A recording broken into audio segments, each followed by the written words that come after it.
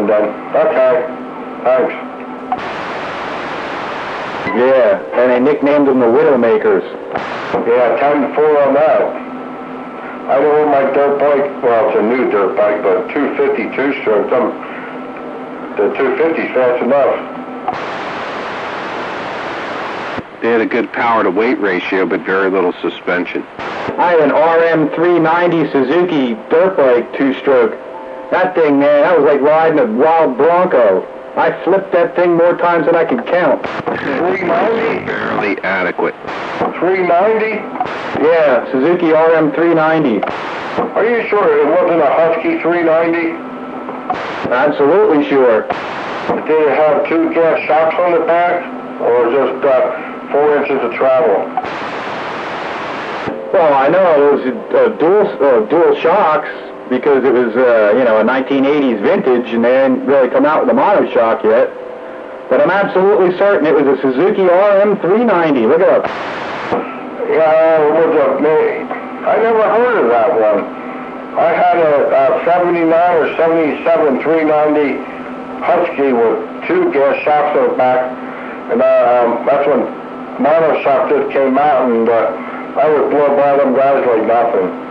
I had a 71 Husqvarna. It was the 250 two-stroke, and I had the exhaust that looked like a bazooka with that bazooka-looking heat shield on it. I wish I still had that bike, because that thing had a titanium frame, and it was really light. Yeah, you're probably looking at 5,000 there now. Over here, the Yankee 500. KTM made like a 2-stroke 600 or something. Man, you imagine that? My brother had a Kawasaki H2, and that was a 750 triple, and that was a 2-stroke. Yeah, that's what we're talking about, the Widowmaker. Yep. Unfortunately, he died on it. The motorcycle to break 12 seconds. Actually, the Mach 3500 was, but the 750 would do 11/8 in a quarter mile. And if you can believe it, their engineers thought they were so slick they put nylon bushings in the swing arm. That's why they called them a Widowmaker. And that was 2-stroke. You would think it was made in China that way. I actually saw an H2 one time that a guy was running off of propane. That was pretty wild. And them other ones were 2-stroke? Yep, there was a propane-powered 2-stroke H2. My question is, why? I guess because he could. Yeah, like why not? Okay. Yeah, why not? I still wonder why. It's like you go off a ride, you can't fuel up anywhere. Who was running the streets? Gasoline was still a quarter a gallon. It's a good thing because I only got about 24 miles per gallon. You won there, Spitfire. I hope so. I would think. I'm running a few more DBs. I'm trying an experiment. I figured out how to spool the Spew Radio to a file, so it kind of makes an effective video gate. We'll see how that turns out. Yeah, why not? It's streaming. Can't you capture it in the cloud? No, but I can capture it on my hard disk and then upload it. so it'll show the meter as a video, I guess, and have the audio there. Or your baseball bat, or your baseball mitt. It ain't much different than the actual video gate. You see the meter move. Yeah, and it'll all be, outputted from the line level jack, and none of that microphoning nonsense.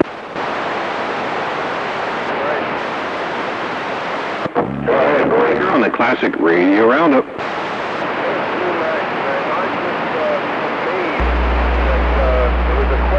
Why a guy would run a motorcycle on propane, because he could. And that question came from guys who were putting CB radios on their bicycles. Get that.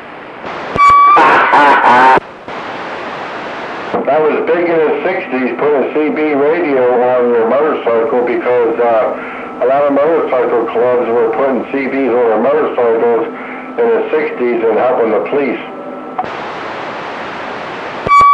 We were putting them on our bicycles when we were kids. And on your pedal bike. Yeah, I had a CB on my pedal bike in the 70s. Are you serious? I am absolutely heart attack serious. So did I. Cool. Because in the 70s I used to put my radio in the back of the bike and then put an antenna on the back rack and make my own antenna sticking up in the air. That's funny. That's great. That's great.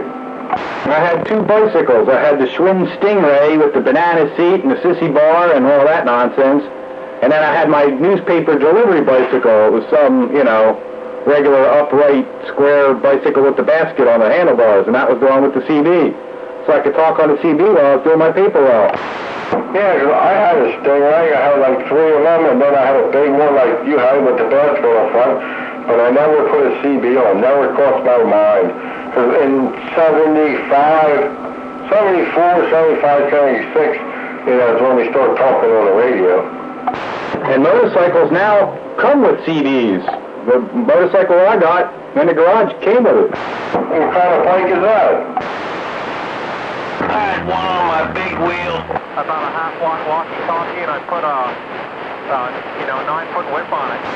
I had one on my big wheel. That's a heck of a ground plane there with a plastic big wheel. I know somebody had a CB on his little John boat in the Schuylkill River last couple of years ago. Scooby-Dooby-Doo. Remember that green dog? You were smoking with that from down the river. I was impressed. Yeah, I need to get me a boat like that and put it in my Tiki Beach. CB on my wheeler. That's great. I remember when they came out. Hey, Sandbagger, do you have a CB in your boat? There's Slim and Sam. No, I don't need one. Why not? No need for it. Nobody talks up the mountains. How do you know? Have you monitored? I've been up there with my truck a couple of times, and the band's usually dead. Not even 19. Really? You dial it around on like Friday night, Saturday night, and there's nothing? There used to be a group up there on Channel 40 like 20 years ago. They were hot and heavy and kind of fun to play around with, but they're long gone. See, Slim and Sam is out there. Yeah, I'm out here. Your son-in-law used to talk to those people up there. He knows all about that. 10-4. I was up there last summer, and I was up in Wellsboro and Gallatin, Cottersport, and I had hardly seen any cars with CB antennas on. Wellsboro is a nice town to go drive to. I like the gas lights down the middle of the street. Cottersport, yeah. The phone book for Cottersport was a ½ inch thick. It's funny, you go to Florida and you get the opposite. Every pickup truck that you see, with the exception of the occasional one, has a CB antenna. Wow. Yeah, that way down in Carolinas too, right? Oh, down the East Coast, I think. Or at least they used to.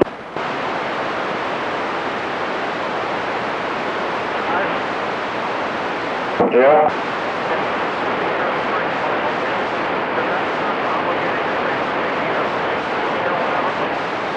Yeah, you gotta come up with a rhyme. How many of the reactors are on right now? One. There was a lady at work said they're turning the one off to do millions of dollars of repairs. It's already off. It's in an outage. I know. There was a lady at work that worked there. They're turning it off and they're spending $1 million on a couple of repairs.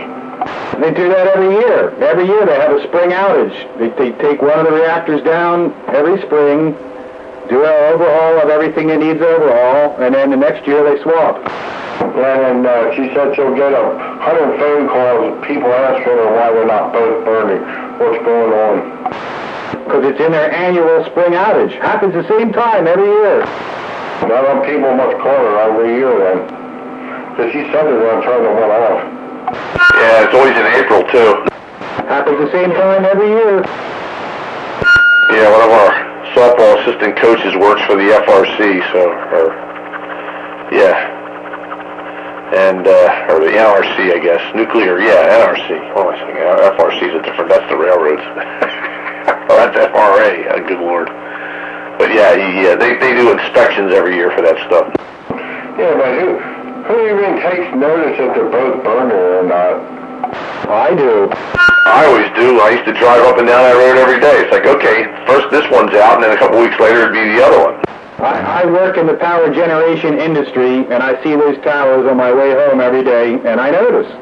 If one of them reactors is down, and it ain't scheduled outage, I gotta scratch my head and wonder what's happening. Well, I'm over here in Bordertown, so I don't even, I can see my girl on the hill, but other than that, I can't tell. My lights are a little dimmer. Tonight. You're not glowing in the dark as much. That's all right. My plant is making up the excess. Yeah, turn a couple light bulbs off.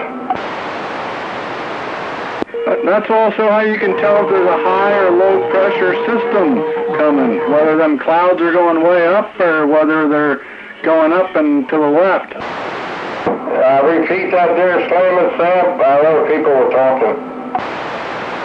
Now you can watch those clouds coming off the towers and tell if there's a high pressure or low pressure system or for weather. Yeah, and high or low humidity. Or which way the wind's blowing. Clouds and it's been raining where it's raining nowhere else. There was a breaker out there for me. Go ahead, breaker for Sparky. Yes, Sparky is electric giant here, and it's not 10 o'clock. Yeah, and it's also snowed and created crashes on 422, where it's snowing underneath the towers but nowhere else. Or freezing rain. Oh, yeah. Oh, yeah, Paul, a friend of mine, Paul, used to be a cop for Limerick Township, and he told me all kinds of horror stories that go on out there when that you know, the conditions are right. Who was that breaker out there? Breaker, anybody hear my radio? Yes, sir. Go ahead, breaker. Welcome to the Classic Radio Roundup. Hey, what's your 20? I'm in Springmount, Pennsylvania, near the ski area. Oh, yeah, copy up here, too, in Bordertown. Copy to Boyertown. Yeah, I'm over here in Birdsboro on the mobile. Copy on the Birdsboro mobile. Welcome. What's your handle? Yeah, they call me Sharky, the only one Sharky. Copy on the Sharky, man. Yeah, check us out here every Wednesday night, 8 to 10. We're in here on these old classic radios. It doesn't matter if you got an old one or a new one. Good to hear you in there, Sharky. Yeah, thank you, guys. You have a good night there. I just want to make sure I hooked up my mobile right. You got a base station? Yeah, mobile. Mobile radio. Mobile.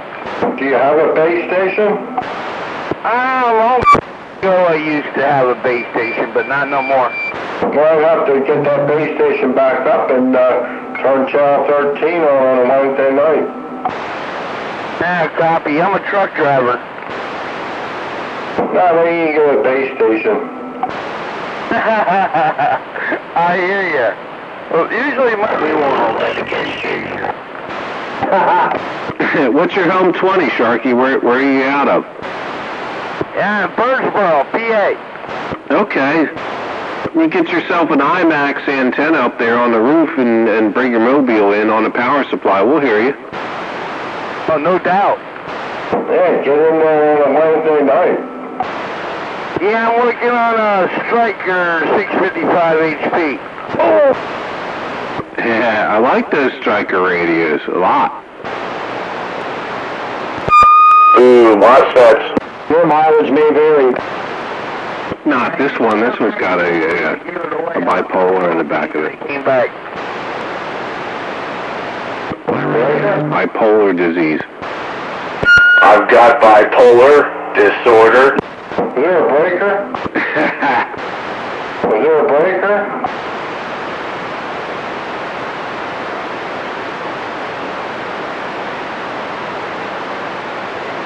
Go ahead there, breaker.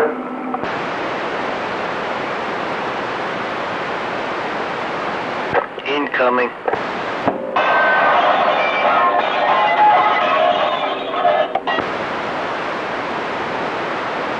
That's what happens when you gotta do the dishes. That's what happens when you got incoming.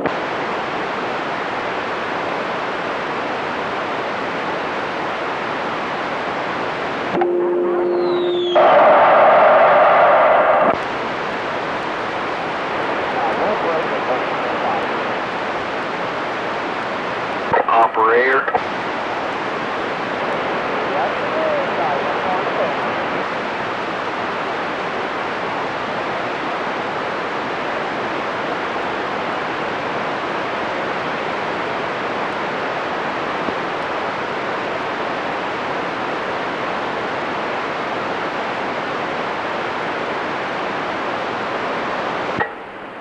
What, did everybody go out to see the helicopter? There's a helicopter? No, he was just hovering over my house. That's the FCC. They're looking for you. No, he was on approach. I didn't think helicopters had to approach. They just kind of land. Oh, they came from Sparky's way. Did you hear him, Sparky? Oh, the FCC's making a round. They were buzzing Sparky's, now he's buzzing you. They'll be over here next.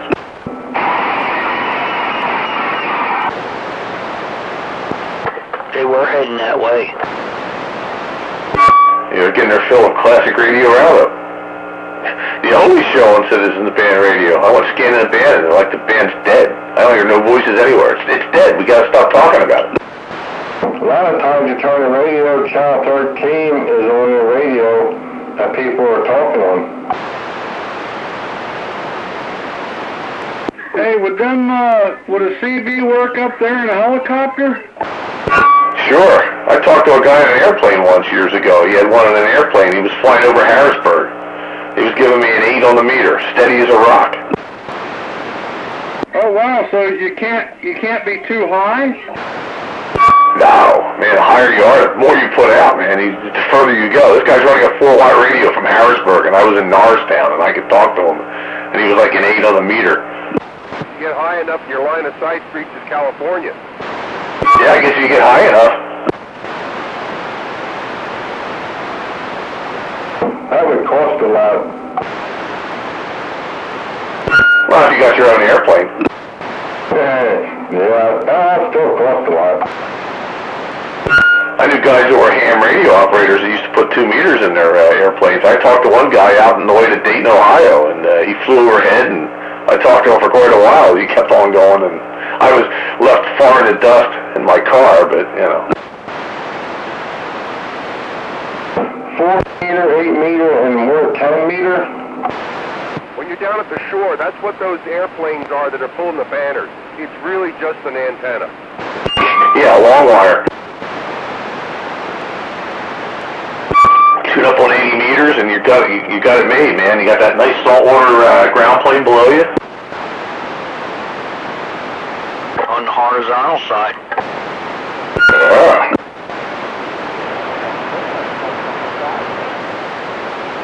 Pretty Christmas lights. Radios? Ham with a side of beans. Yeah, but if you were on a 2 meter, 4 meter, and then we talk on 10 meter, and we can turn the dial all the way up to 20 or 9 or something, that's still on 10 meter, not 4 meter? There is no 4 meter, not for the U.S. There's 10 meters. Well, we're on 11 meters right now. 10 meters is just above us. There's 2 meters, there's 6 meters, and then there's 2 meters. Okay, we're on 11 meter, and ham radios are on 10 meter. Well, ham radios are on 80, 40, and 160, 20, 15. You know, there's a bunch of bands. Okay, when we turn like this Galaxy, I can turn it all the way up to 29 something, 28.9 or something, but that's ham radio, isn't it? Or isn't it? Anything over 28,000 is a 10 meter ham band. Yeah, but we're actually talking on 11 band though, aren't we? We are on 11 meters right now. We're at 27. 27. When you get to 27.999, then you're at the end of the 11 meter band, and 28,000 starts the 10 meter ham band. So So even though you're on AM dial, you turn your dial up to 20 and it automatically goes to AM? That's a mode. That's irrespective of the band. It's a mode. AM, sideband, FM, that's mode. So it's watching when they're on different modes? 0, upper sideband, USB. Hams can use it in just about any mode, depending on the band allocations. AM, FM, sideband, CW, digital modes, facsimile, even television if they want to. And even talking on AM like we're talking on. Yeah, there's some old-time tube radio guys that are running AM on 80 meters mostly, and some on 40. So there's some bands where they're running old-time ham radios. 40 meter and 80 meter, and we're on 10 meter. Yeah, the higher you go in meters, the lower you go in frequency. 80 meters is 3.8 megahertz. 40 meters is 7.2. Yeah, now I'm lost. Okay, I understand a little bit more. That's good there. Yeah, pick up a general coverage shortwave receiver. You could probably hear a whole lot of ham bands. Break. Get your band fang and just get down on 2 meters. There was a breaker out there. Go ahead, Ranger. Good night, fellas. You guys have a good night. Enjoy your day tomorrow. Tomorrow's not going to be fun. I got to go to the dentist to get a crown redone. House of Pain. Well, hopefully it's quick and painless. I don't even care if it's quick as long as it's not too painful. Rather than going to work. Yeah, that I don't have to do. All right, Ranger, have a safe one. Good to hear you on the Roundup. 410. Have a good night, fellas. Take care there, Ranger. Yeah, it's Ricky Ranger on the Roundup. Catch you later. Catch you later there, Ranger. We can really hear you. Original operator. Say hello. He put me on hold. Say the least, the cat was cold. Turn your beam back this way so you can hear operator. Says, don't call us, we'll call you.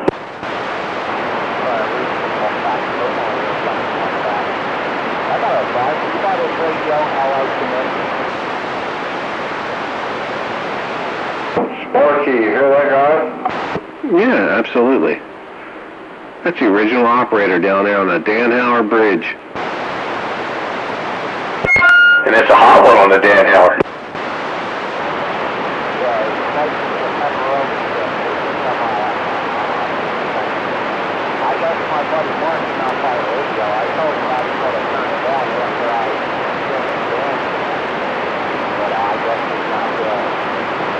Everybody's doing well, and it's nice to show my voice on the radio every now and then. Dave, by now you may have to know that. I'm not quite sure who that is, but there is. But why radio's on the band now, and Mark's on the band, and I don't know what I'm going to do. I guess maybe I'll have to move the car. Downtown first, and I'll let you Okay there, Bridgeport. Nice hearing from you. See you later. See you later, operator. Have yourself a good one. Hello, goodbye, operator. The motor puppy.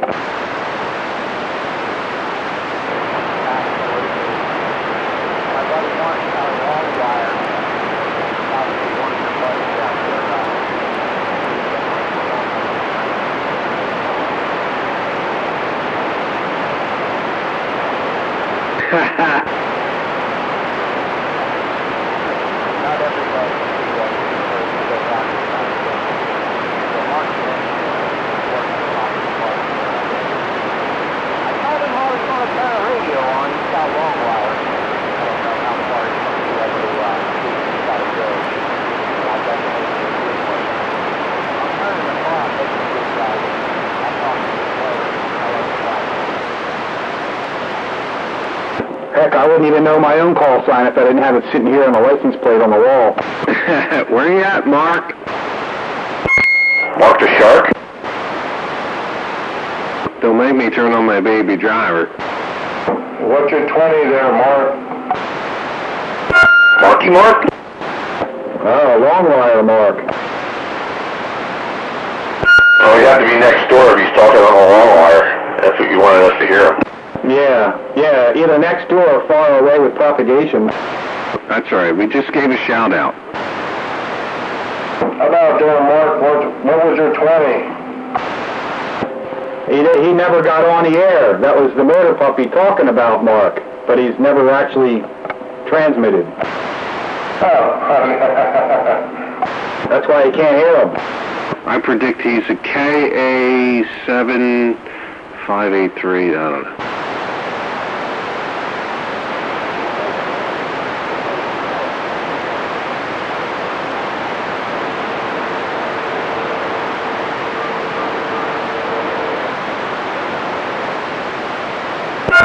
That's right.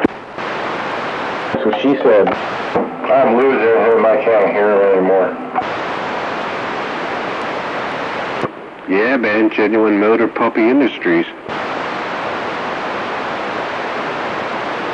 Get your free deer tick ointment. This month especially, it's a 2-for-1 special. If you go to Fred's Voodoo Emporium and you get the ganja-dipped Aunt Jemima voodoo needles, I mean, you get the doll as a, with extra handling fee. Kate takes care of deer ticks, too. Oh, Aunt Jemima makes pancake syrup. This is Grandma Jemima. And she's from Jamaica, man. Grandma Jemima's stainless steel ganja-dipped voodoo doll needles. Straight from your Chinaman. That's cool. I just needed to hear it. Made by your local Chinaman. I don't know. Grandma Jemima's voodoo needles are not made in China. Well, they probably are now. Made in Mississippi. Buy American, make American. Probably shipped in from China. What happened to Skeeter, man? Where'd he go? Must have flipped the switch the wrong way again. Night Train, where's he at? He checked in early last time. Night Train. He's sandbagging on us. Oh, you know, Train. Some days he's busy, some days he's not. Sometimes not. Oh, man! Well, maybe he's on his way home from work. Then he'd be talking on the mobile. Yeah, maybe he's not close enough yet. I hear everything. You got a good receive station up there going on. I got no noise, but you shouldn't have any either where you are. I got that big chunk of granite in Spring Mountain ski area right there. It's above my elevation. Yeah, I got a hill behind me, but you got a mountain. And I just have noise. Yeah, Dave hasn't been on either. He's probably sandbagging. Wednesday night's TV night for him. Oh, that's right. He keeps the radio on in the other room. I think he has a speaker laying out to the living room, he said. I had a sighting on him the other day. I drove by and he was actually standing outside. He has a speaker run into his living room. Now all he needs is a Bluetooth microphone. In the other room, and you can set up the, the feedback setup, the talk back. You can actually sound pretty good. Go ahead, Breaker.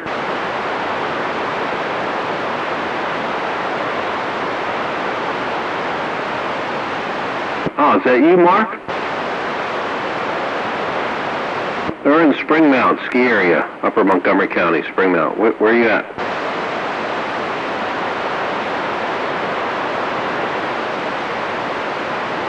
Where are you at? We're all around the greater Pottstown area. Some east, some west, some north, some south, but all around Pottstown area. And your radio is working. Who's that? Yeah, we're Pottstown. That's east of Reading.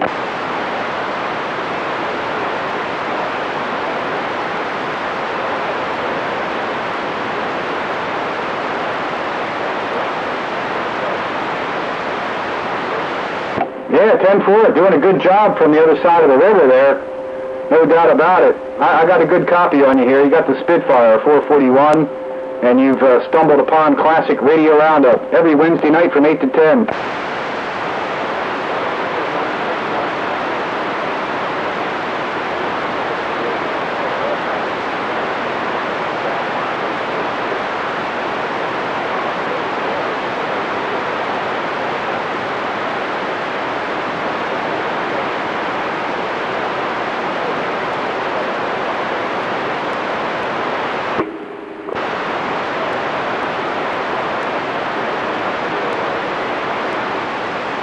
It's not really loud.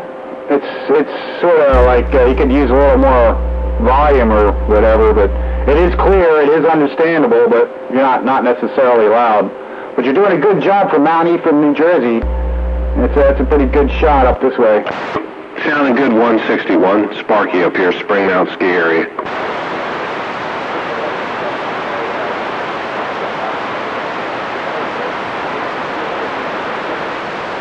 I'm running a 1971 Regency CR123B, 23-channel sideband bass.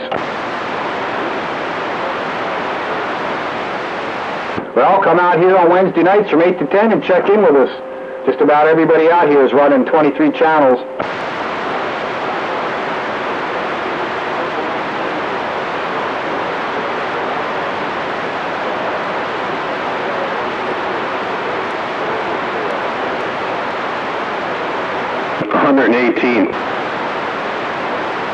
Yeah, 10-4. That 148's working up this way. You got any power behind that, or are you running barefoot?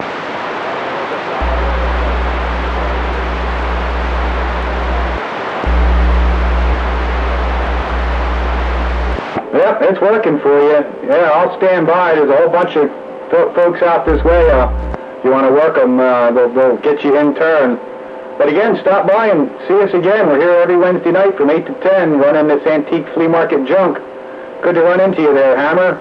Spitfire 441. Not to be confused with Doc Hammer. How about at 116, Sparky trying up here? Spring Mount ski area, 116, Jersey. Copy? Or again, Hammer. You copy Sparky up here, Spring Mount ski area, New Jersey, station?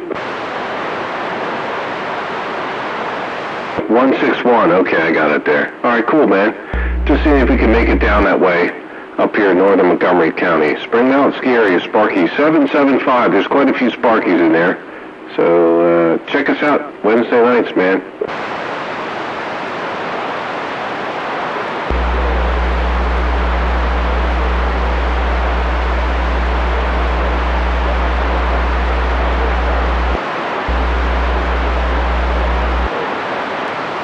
Yeah, there you go.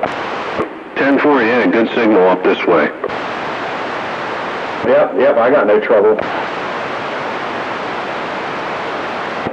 Serial number 119, Cobra 148. That's pretty new. Old. Weather Roach, Devon, Pennsylvania, checking in. Love that Jersey. Those guys from Jersey. There's the Roach. I thought serial numbers would count up, not down. Yeah, that must be an very early one.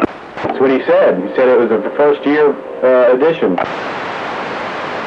That's definitely a keeper. You couldn't hear him? Not real well. It was giving me about a 3. It was right in my noise level. Scooby-Doo.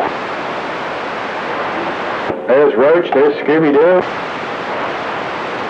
Aquaman?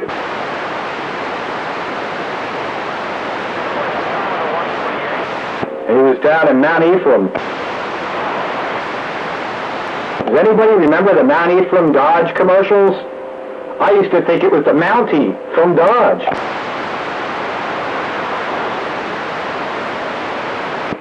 Got another breaker out there.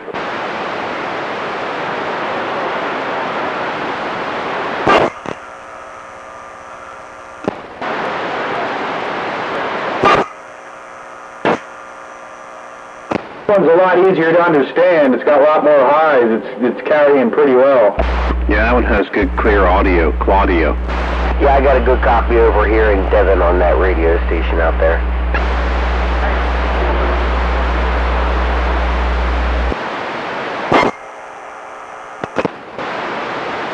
That microphone is carrying you a lot better there from Jersey. Come on.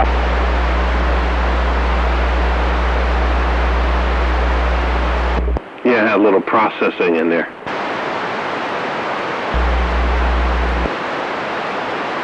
Well, I mean, everybody likes to sound, good bassy audio, but when you're talking, in marginal conditions, you need them highs. Yeah, punch through the pile-ups. That reminds me, Rare Bear was going to be out in Carlisle, and I told him I would check out Channel 12, so maybe I should.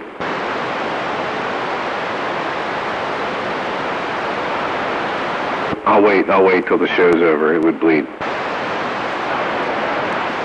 Well, if he was transmitting, he'd probably still be splattering us, so even out in Carlisle.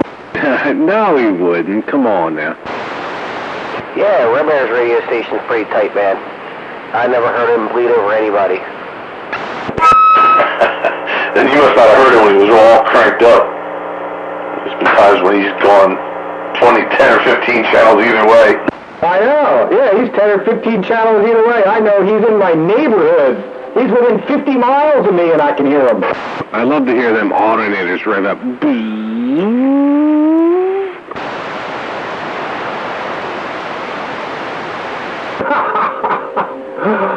That's all he does is bleed over. Yeah, I mean, if he wants to back it down, he's okay, but when he cranks it up, he gets wide. He can do like 300 miles, 200 miles ground wave. Oh, yeah, if you sit up on top of a hill, sure. Yeah, no, even in a valley, he's still putting out about 100 miles, man.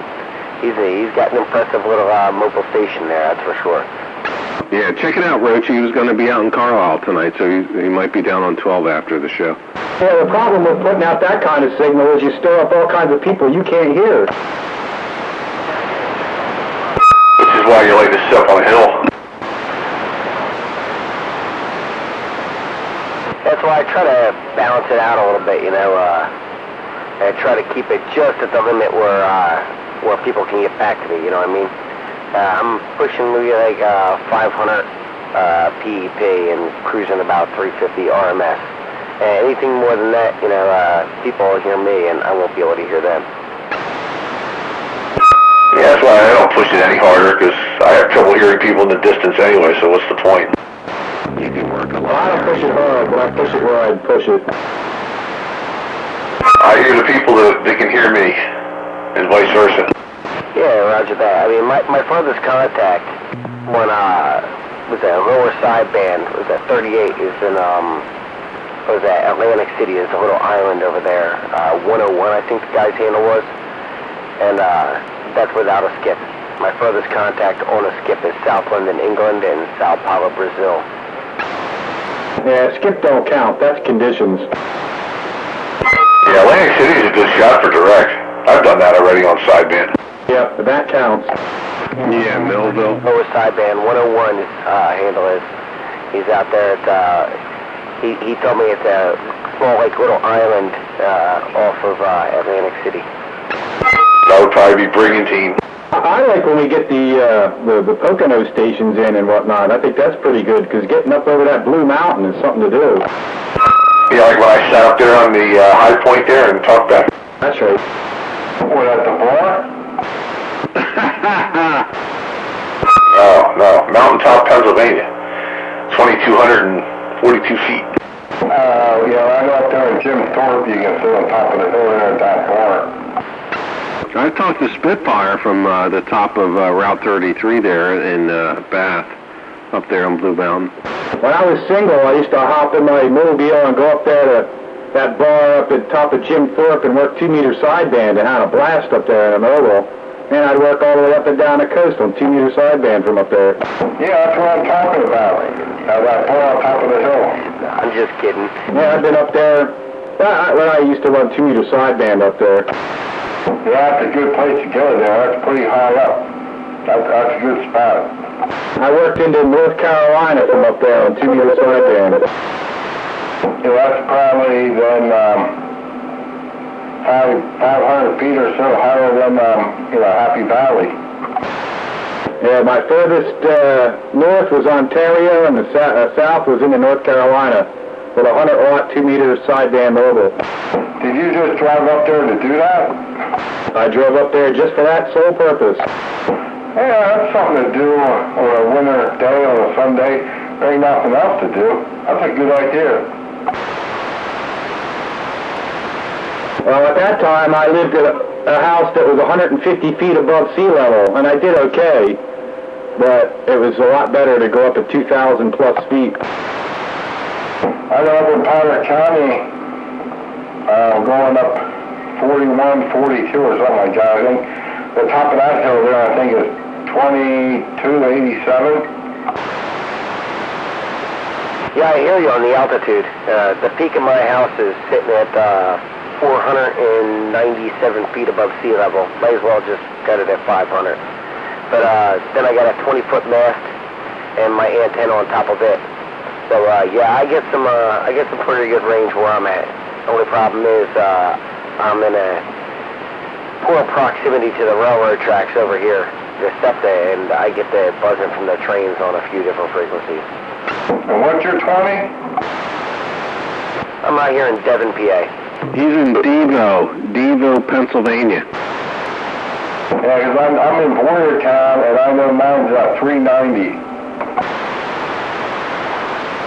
A161, I got you in here over in Devon, just south of Valley Forge. Good buddy 16. Oh. Good buddy 16.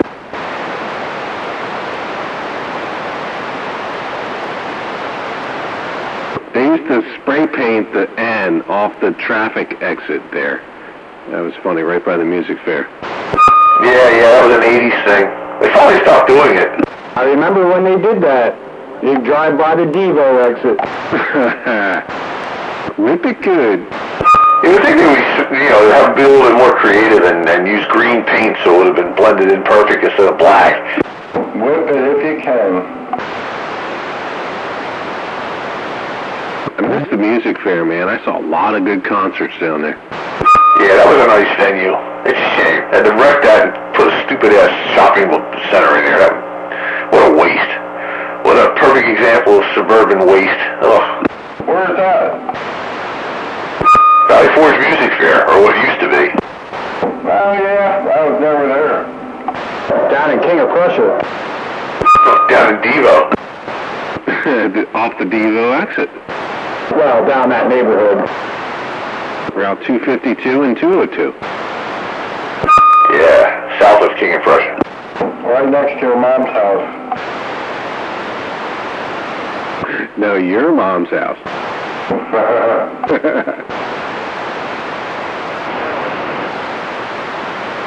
We sometimes pretend to be, yes, sir.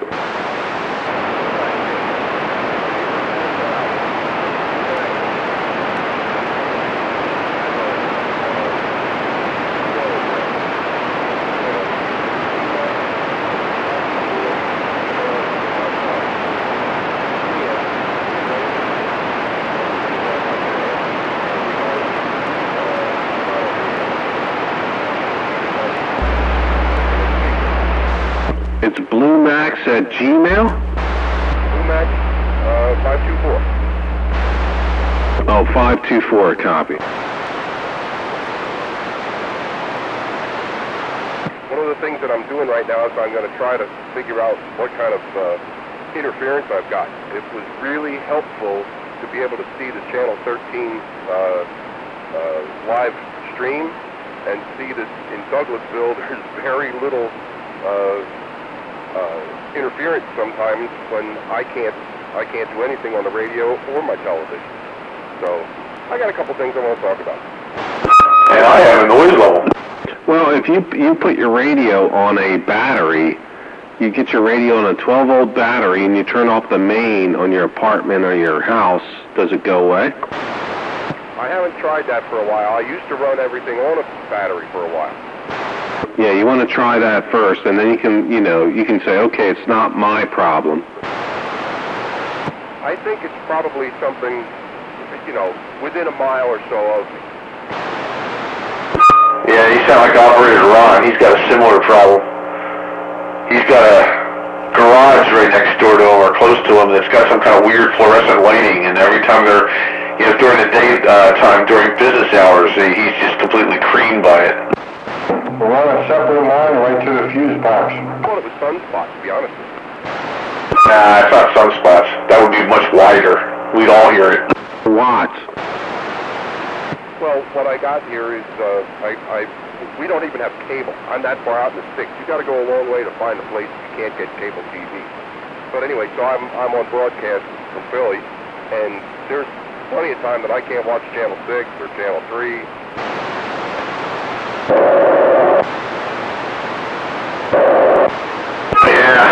Yeah, you got some kind of electrical interference. I don't know, if you've got a business nearby, maybe they're running weird fluorescent lighting or something. Farms around me, that's all I got. Or a lot of bad grounds. Or a bush boogie. Yeah, you might have bad electrical insulators on the transmission wires there for the electric system. Those insulators go bad and they start arcing and they put out a whole cone of noise. Bush boogie spark gap.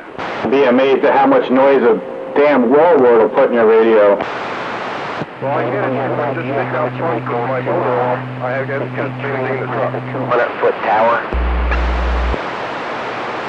Somebody gave me a 200-foot tower. They told me if I can get it, I can have it. But I'd have to move it, and then I'd have to have it taken apart and then brought over here and reassembled. 200-footer? That's quite the tower. You need a crane. It used to be the Norristown Cab Company's antenna. Be prepared to spend money. Yeah, you have to put a beacon at the top of that one. I think anything over 500 feet, I think, has to have a beacon. I haven't actually, contacted anybody with, like the AM clip or whatever to take the sucker down. 200 feet, you need a light, and you better have an amateur license because that's too high for a CB radio. Yeah, roger that. I don't think I could use half the antenna mast, the tower anyway. 60 feet. Yeah, by law, 60 feet for CB radio. Can't go any higher than that. Yeah, but who really checks that? Wait a minute. This is CB radio. Let's be clear now. You don't have to follow the law. I'm just telling you what it is. It's like we haven't even said a curse word in the last 3 hours. Nobody's worried about us. Half of the tower. Just be prepared to spend money. That's all I can tell you. For a 200-foot tower, to move it and then plant it again, be prepared to spend money. Breaker. Right. Well, I'm guessing it's about 200 feet. The guy didn't tell me the specifics. I mean, I've been over there. I've worked at it several times before he owned the property when it was owned by the Norristown Yellow Cab. Woman told me when she sold the business, she says, "You want it, you can get it out of here." And then I went over and talked to the new owner, and he said the same thing. You want it, you know what I mean, and you can get it out of here, it's yours. But thing is, it's going to take some serious equipment to take that sucker down. Exactly. You're not taking that down with a gin pole. No. I mean, even the top head, just Breaker out there. sections have to weigh at least. There's a conversation going on. Man, there's a big Breaker got away. 10-4. There was a breaker if you're finished with your tower, but be prepared to spend money, even if it's over 100 feet. Yeah, no doubt. And that sucker is it's a big piece of hardware, that's for sure. What I like about it is it's got two separate antenna platforms about 3/4 the way up that can mount other antennas on it.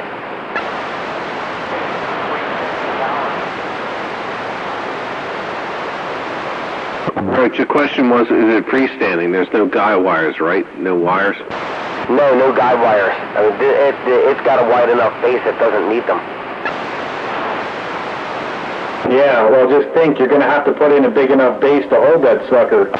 Yeah, that was another thing I was talking with my wife about was how deep would I have to dig, you know, and how wide would we have to go in order to make that concrete platform stay. At least 5 feet. Yeah, lots of, 8 yards, maybe 7, 8 yards.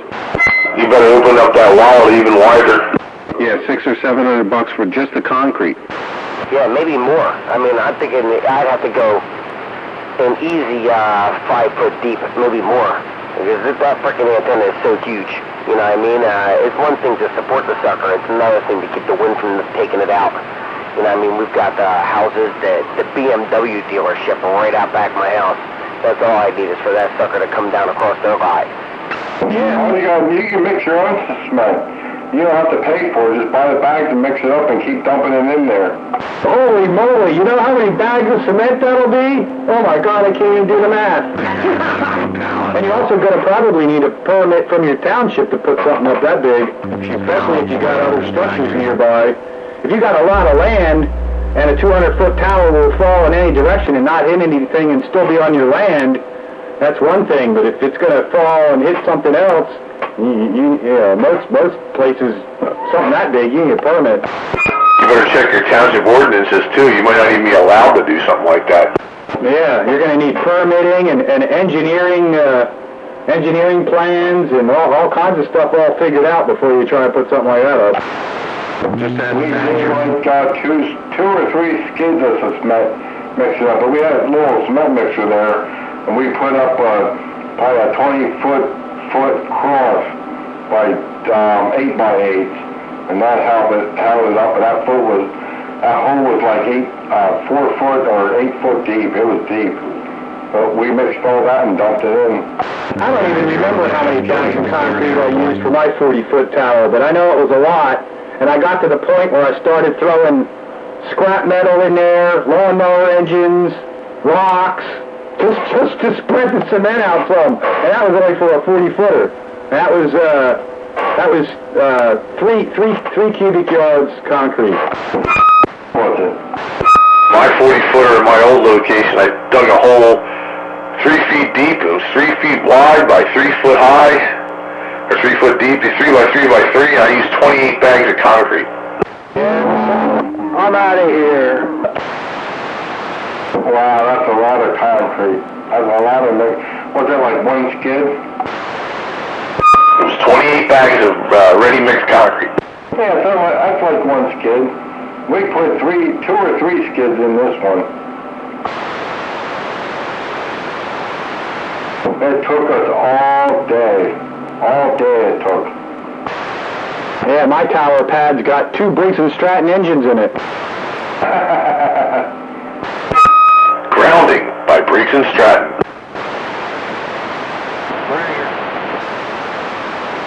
Go ahead there, Blazer. Here's the wrench. Just got out of work. Just jumping on saying hi real quick. Hello, Wrench. Is that wrench or winch? Wrench. No, the winch is at home. No, I'm mobile right now. No, the wrench is mobile. The winch is at home. Evening, Wrench. Sparky waving. Welcome to Classic Radio Roundup. What's the 20? I just dialed up to that New York 2962 repeater. It's still on the air. I can still hear it. Yeah, I heard it the other day too when I was dialing up around there. Yeah, 29620. They run 1,500 watts just north of New York City. I use that thing as a ground wave propagation beacon. Because sometimes the thing comes down here S2, S3, S4. Sometimes it comes down 1020 over 9. Hike. That's right. It's interesting to check it out to see what the signal is from day to day, or even different times of the day. It changes. Yeah, you wouldn't think that, local direct propagation would change. You'd think it'd be exactly the same day in and day out, it's line of sight or whatever, but that's not true. It does change. Yeah, but it's not truly line of sight at that distance, I don't think. Well, that's true, yeah. It is probably beyond the curvature of the Earth, but it isn't a more direct shot. But it just goes to show you that there is some kind of tropospheric bending going on or something that allows the signal to go a little further past the horizon. Yeah, and it varies throughout the day, and it changes from day to day. And I check that out every once in a while just to see if, am I going to hear them guys at Delco or not? And, how well do I hear the 2962 repeater? What time is it? Say what? What time is it? What time is it? It's 15 minutes after 10. Okay, 10 forward, we're still going on. But this does conclude our recorded portion of Classic Radio Roundup. Yeah, I'm still streaming mine into the file. I set the timer for an hour. I think at 20 after it'll stop. That was easy. Speaking of stops, you got time for Yakos tomorrow? No, I gotta go to the dentist at 1 o'clock and get my crown redone. Well, you gotta eat beforehand. Yeah, but I'm not gonna... well, I'm not gonna have a chance to get up there tomorrow. But we are gonna have to do that. Yes, we are. I'm probably going. Yeah, if I didn't have the dentist tomorrow, I could probably be persuaded to go. I don't think tomorrow's supposed to be a really nice day, but we'll see. Thursday night. Where are you going? Yakko's Hot Dogs for lunch. The drive-thru in Coopersburg?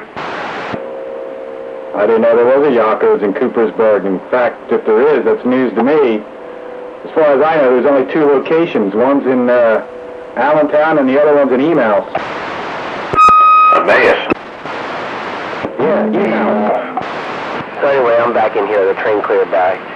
But, yeah, if anybody out there wanted to chime back to me about what we were saying on removing that antenna, what they think it might cost, just to get it down and get it to my property, not even assembled.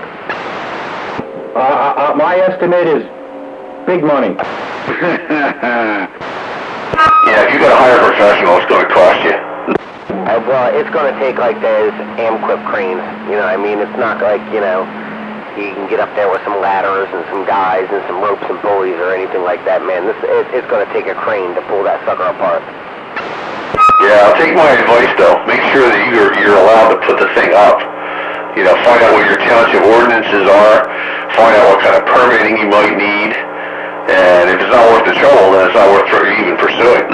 Yeah, roger that. I know my property is zoned commercial 3, but I'm not sure what that means as far as building upward. You know what I mean? I know I could put anything on the ground that I want, any business or whatever, but what's that say for a tower? You know what I mean? You want to get your ham ticket. Yeah, that's a definite. And, well, that's soon. I just got to find the next test. But, anyway, where it's sitting right now, it doesn't have a light on it. And, as far as I know, it never had a light. But I'm not sure if it's because it's in a valley, it doesn't, go so high above sea level, or, what the deal is. I think it's 500 feet. No, it's 200 feet. If it's under 200 feet, you don't need a light. If it's 200 feet or over, by FAA regulations, you need a light. And we had a light on our stack at work, our boiler stack, and we found out we don't need a light anymore because it's only 190 feet. So maybe that's the deal. You know what I mean? I know when I'm standing underneath of it, it appears to be approximately 200 feet. Maybe 175, somewhere in there. But that's just a rough guess. I'm not sure anybody out there who's ever traveled through Norristown has seen the tower I'm talking about. You can't miss it if you're coming across the Danhauer Bridge. It's like in your face on the left-hand side. But, it's a monster. Yeah, I know the tower you're talking about. I used to live in Bridgeport. Yeah, it's probably just under 200 feet. Double key. Truck we can just load it up with. They're not going to keep the light going on the stack over there? We haven't had a light on the stack in 20 years. Yeah, when I lived over there, they had them. Yeah, we had it when I started there, but then we found out we don't need it anymore because our stack's only 190 feet, so they said, fine, we turn it off. Yeah, it was two, one mid-level and one at the top, I think. Actually, it was 4, one on each side, every 90 degrees.